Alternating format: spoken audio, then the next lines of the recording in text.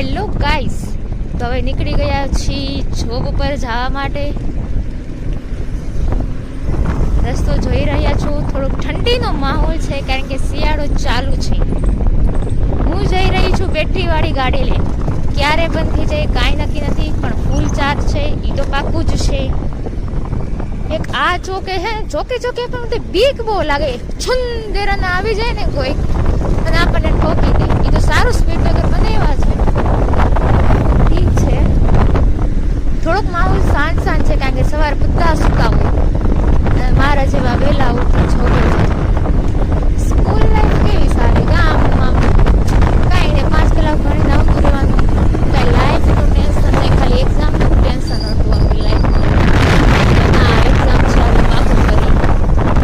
અહીંયા તો બાપા પૈસાનું, ઘરનું કેટલું ટેન્શન લઈને ફરી બાપા, કેટલું ટેન્શન. હા બોલ લાઈફ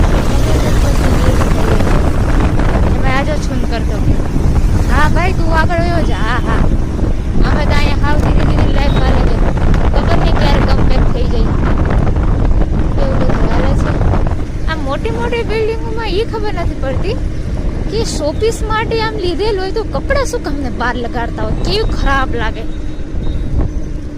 હા એટલે હાવ આમ ગેરશિસ્ત. हेलो दादा, कैसे हो आप? देखा अभी भीड़ बढ़ रही है धीरे धीरे. कुत्ते लोग खबर नहीं आ कूतरों ने रात्रे नींदर केम न आवे. અત્યારે બધા હુતા પડ્યા હોય. રાત્રે તો મસ્ત મીઠી મીઠી ઠંડી ઠંડી હવા આવે ત્યારે નહીં સુવાનું, ત્યારે ભૂખવાનું જેમ નહીં લોકોને.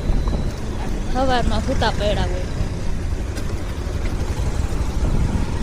સનલાઇટ બી આવી ગઈ છે. સનલાઇટ શિયાળામાં આવે તો બહુ મજા આવે, પણ ઉનાળામાં આવે તો એમ લાગે કે યાર ક્યાંથી આવી ગઈ. શિટ. હજી પહોંચતા તો મારે થશે એમ તો 15-20 મિનિટ થશે.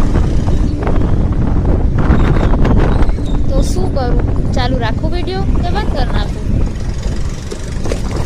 જો કે એક હાથ ગાડી ચલાવું છું, પોલીસવાળા જોઈ જશે ને તો કહેશે, પણ હું તમને મસ્ત દ્રશ્ય દેખાડવા માંગુ છું એટલે વિડીયો ચાલુ રાખીશ. જેનું નામ છે અંડરબ્રિજ, રલનગર અંડરબ્રિજ.